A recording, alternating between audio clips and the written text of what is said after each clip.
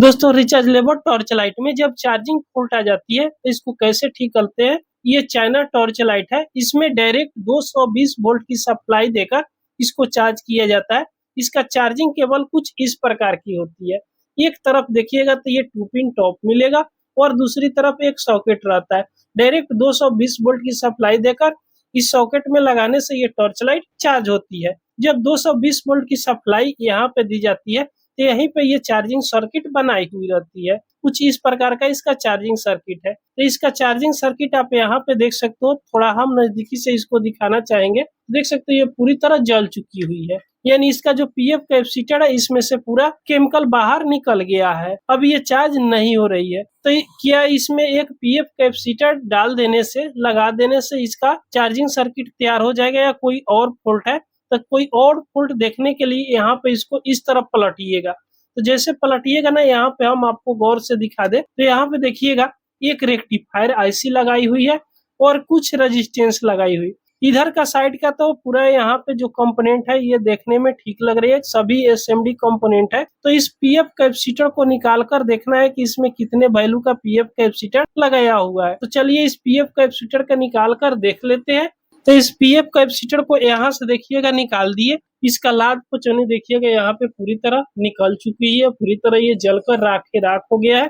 शायद यहाँ पे इसका वैल्यू अगर देखना चाहेंगे तो देख सकते हो 105J 400 वोल्ट में है। तो सेम टू सेम अगर आपके पास पीएफ कैपेसिटर मिल जा रहा है तो बहुत अच्छी है, इसको आप लगा सकते हो। तो चलिए इस पीएफ कैपेसिटर को हम फेंक देते हैं और दूसरा पीएफ कैपेसिटर हम सेम वैल्यू का लेते हैं और इसको लगाकर देखते हैं। तो यहाँ पे हमने एक दूसरा कैपेसिटर ले लिए, देख सकते हो 105J 400 वोल्ट में सेम टू सेम हमको पीएफ कैपेसिटर मिल गया। अब इसमें जिस तरह लगाया हुआ था सेम तरीका से इस पे लगा देंगे। तो चलिए इसको हम लगाने की यहाँ पे कोशिश करते हैं। वो चौड़ाई में था, ये लंबाई में है, थोड़ा इसमें एडजस्ट करने में दिक्कत होगी, फिर भी इसको एडजस्ट कर लेंगे।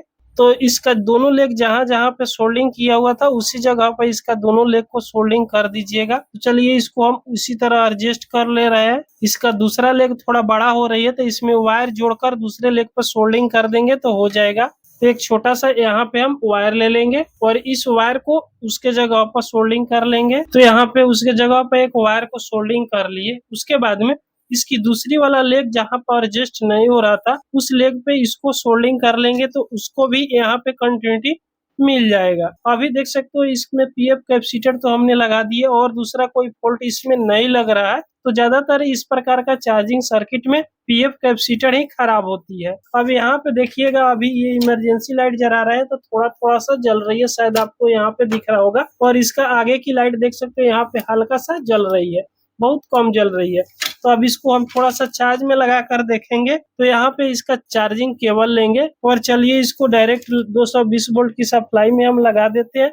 यहाँ पे देखिएगा इसमें का इंडिकेटर यहाँ पे जलने लगी, आपको ब्लिंकिंग नजर आता होगा, लेकिन ये ब्लिंकिंग नहीं कर रहा है। तो चलिए इसको करीब हम 5 मिनट चार्जिंग में रहने देते हैं। तो इसको करीब हमें यहाँ पे 5 मिनट चार्ज में रहने दिए। अब चलिए इसको चार्ज में से हम यहाँ से निकालते हैं। चार्ज में से निकाल दिए। अब निकालने के बाद में इसको ऑन करके देखेंगे कि ये चार्ज कर रहा है कि नहीं कर रहा है। तो यहाँ पे देखिएगा ये चार्ज कर रहा है, ये इतना बैटरी चार्ज हो गया, देख सकते हो इसका रोशनी भी बढ़ गई।